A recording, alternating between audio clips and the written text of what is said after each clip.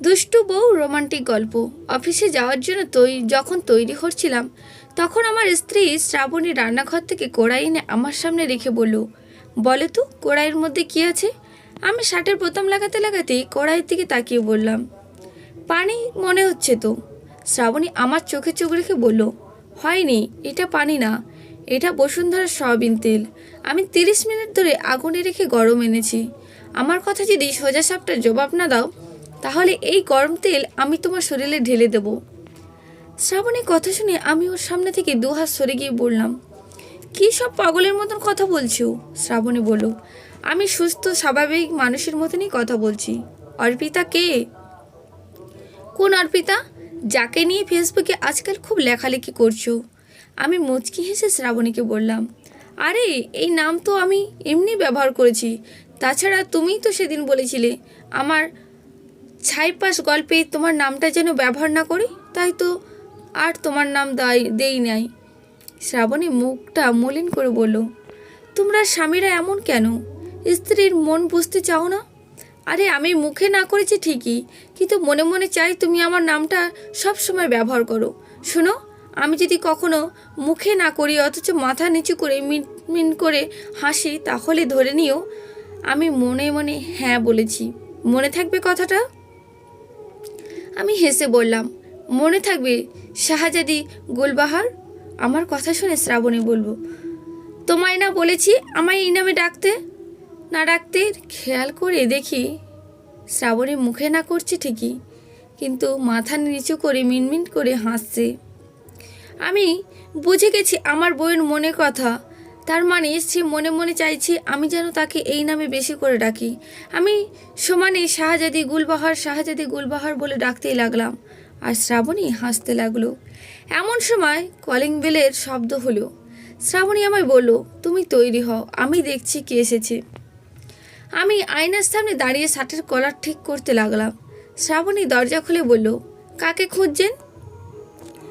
বাইরে দাঁড়িয়ে থাকা মেয়েটা বলল, আসসালামু আলাইকুম ভাবি, আমি অর্পিতা, স্যারের অফিসে কাজ করি।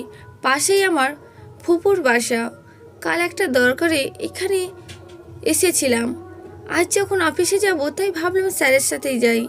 তা স্যার কি আছেন নাকি অফিসে চলে গিয়েছেন? শ্রাবণী তখন উত্তর দিল, আপনার স্যার বাসায় নেই। কিছুক্ষণ আগে গরম তেলে ওনার শরীরে পড়ে গেছে। উনি এখন হাসপাতালে ভর্তি। শ্রাবণীর কথা শুনে আমার গলা শুকিয়ে গেল। শ্রাবণী যখন রুমের দিকে আসতে লাগলো, আমি তখন দৌড়ে ওয়াশরুমে গিয়ে দরজা লক করে বসে রইলাম। বাহির থেকে শ্রাবণী দরজা ধাক্কাতে লাগলো আর বলতে লাগলো, তুমি দরজা খুলো বলছি, তা না হলে আমি কিন্তু পুরো বাসায় আগুন লাগিয়ে দেব। আমি তাড়াতাড়ি পকেট থেকে ফোনটা বের করে আমার বন্ধু মামুনকে ফোন করে বললাম, তুই তাড়াতাড়ি অ্যাম্বুলেন্স নিয়ে আমাদের বাসার সামনে আয়, আর আসার সময় হাসপাতালে বার্নিস ইউনিট একটা সিট বুকিং দিয়ে আসিস। কয়েকদিন পর আমি আর শ্রাবণী আমার বন্ধু মামুনের বাসায় দাওয়াত খেতে গেলাম। দাওয়াতে খাওয়া দাওয়ার এক পর্যায়ে মামুন শ্রাবণীকে বলল, ভাবি আরও 1 পিস রোস্ট দিই? শ্রাবণী মুচকি হেসে বলল, না ভাই, আমি আর খাবো না। তাকিয়ে দেখি শ্রাবণী মুখে না করছি ঠিকই, কিন্তু মিনমিট করে হাসছে। তার মানে শ্রাবণী আরও রোস্ট খেতে চায়। আমি তখন মামুনকে বললাম, আরে বেটা, জিজ্ঞেস করার কি আছে, 1 পিস না 2 পিস রোস্ট দে। আমার কথা শুনে মামুন শ্রাবণীকে 2 পিস রোস্ট দিল। শ্রাবণী তখন আমার দিকে কেমন করে জানে তাকালো।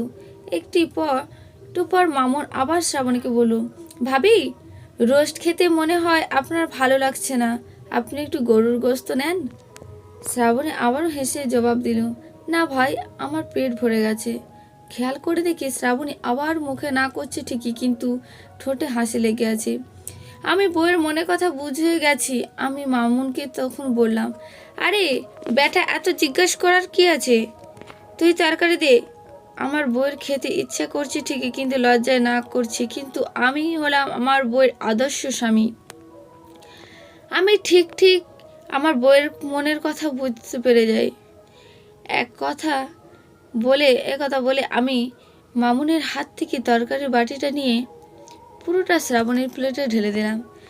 শ্রাবণী রেগে টেবিল থেকে উঠে বলল, তুই আজ বাসায় আয়, বউয়ের মনের কথা কিভাবে বুঝতে হয় সেটা তোকে আজ আমি নতুন করে শেখাবো। এ কথা বলে শ্রাবণী চলে গেল। আমি মামুনকে বললাম, বন্ধু খাবারটা নষ্ট করে লাভ নেই, তুই প্যাকিং করে আমার দিয়ে দে। অবস্থা যা দেখছি বাসায় 2 দিন ভাত পানিতে পাবো না, এগুলোই খেয়ে বেঁচে থাকতে হবে। বাসায় আসার পর শ্রাবণী রাগে লাল হয়ে বলল, ছি, শেষে কি না নিজের বউকে বন্ধুর চোখে রাক্ষস বানালে। আমি খেতে পারছিলাম না দেখেও জোর করে আমার প্লেটে কেন খাবার দিলে? আমি মাথা নিচু করে বললাম, আমার কি দোষ?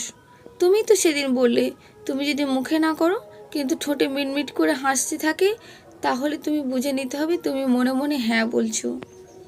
শ্রাবণী তখন শান্ত হয়ে বলল, আরে হাদারাম, এটা শুধু স্বামী স্ত্রীর ক্ষেত্রে, অন্য বেলায় যদি আমি মুখে না বলি মনে মানে না, আর যদি হ্যাঁ বলি মানে হ্যাঁ।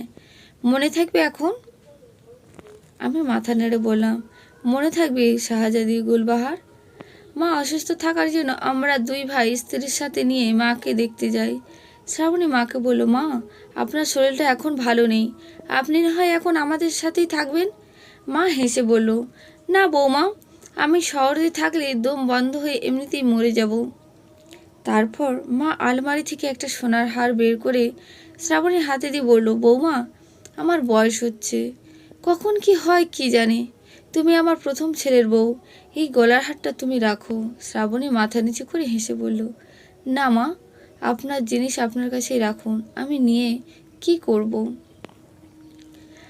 মা বারবার জোর করছিল আর শ্রাবণী বারবার না করছিল। আমি আমার স্ত্রীর মনের কথা বুঝতে পারি। শ্রাবণী বলেছিল স্বামী স্ত্রী বাদে অন্য কারোর কাছে স্ত্রী না মানে না আর হ্যাঁ মানে হ্যাঁ। তার মানে শ্রাবণী সত্যি মন থেকে নিতে চায় না। আমি তো আদর্শ স্বামী স্ত্রীর মন বুঝি। আমি তখন মাকে বললাম, মা বাদ দাও তো, শ্রাবণী যেহেতু নিতে যাচ্ছে না শুধু শুধু ওকে জোর করো না। তোমার এত যদি দেওয়ার ইচ্ছে থাকে তোমার ছোট ছেলের বউকে দিয়ে দাও। আমার কথা শুনে মুহূর্তের মধ্যে শ্রাবণীর মুখটা কেমন জানি হয়ে গেল। বুঝতে পারলাম না ও রাগ করেছে নাকি খুশি হয়েছে। পরের দিন যখন ঢাকায় ফিরি শ্রাবণী পুরো রাস্তা আমার সাথে একটা কথা বলেনি। বাসায় যখন ঢুকতে যাবো শ্রাবণী রেগে বলল, তুমি বাসায় ঢুকবে না, তোমার এই গাধা টাইপের মুখটা আমি 2 দিন দেখতে চাই না। রাত 11টা বাজে। মামুন আমার কাঁধে হাত রেখে বলল, তুই ভাবির সাথে কেন সংসার করছিস বলতো? প্রতিদিন তোদের ঝগড়া হয়, 2 দিন পর দুপর তোকে বাসা থেকে বের করে দেয়, এইসবে কোনো মানে হয়? আমি হেসে মামুনকে উত্তর দিলাম, কেন সংসার করবি করি বলবো? তাহলে শোন, আমি যদি কখনো অসুস্থ থাকি রাত 3টার সময় যদি আমার ঘুম ভেঙে যায়, চোখ মেলে তাকিয়ে দেখি শ্রাবণী জেগে থেকে আমার মাথায় হাত বুলিয়ে দিচ্ছে। বাবা মায়ের একমাত্র মেয়ে শ্রাবণী, বিয়ের আগে রান্না করবে তো দূরের কথা, নিজের ভাত কখনো বেড়ে খায়নি। অথচ সেই মেয়েটা বিয়ের এত বছর পরও আমাকে একবেলা না খাবে রাখেনি। বাংলাদেশ কৃষি বিশ্ববিদ্যালয় থেকে পাশ করা একটা মেয়ে, চাইলে নিজের মেধা খাটিয়ে জব করতে পারত, কিন্তু সে জব করেনি, সংসারটা মন দিয়ে করছে। এখন তুই বল, যে মেয়েটা আমার জন্য এতটাই স্যাক্রিফাইস করেছে তার সাথে সংসার না করে উপায় আছে?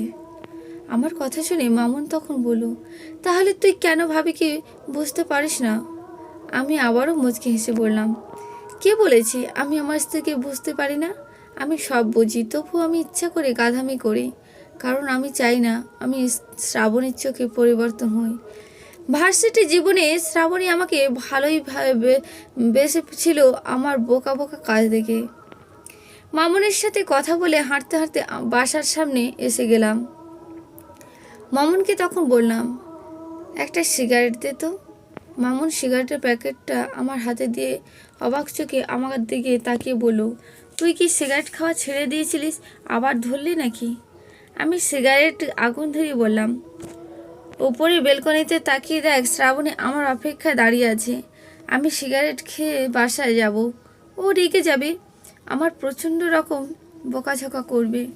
ওর রাগী চেহারা আর ওর শাসনটাই আমার খুব ভালো লাগে, তাই একটা সিগারেট খাচ্ছি আর কি। পিয়াস বাসার ভিতরে ঢুকে গেছে আর রাস্তায় দাঁড়িয়ে মামুন ভাবছি সময়ের বিপরীতে পিয়াস শ্রাবণী হাঁটছে, যে সময়ে স্বামী স্ত্রী টুকটাক কথা কাটাকাটি হলেই ডিভোর্স হয়ে যায়, সেখানে ওরা দিনের পর দিন রাগারাগি ঝগড়া করে ভালোবাসা খুঁজে বেড়াচ্ছে। স্ত্রীর মন বোঝা।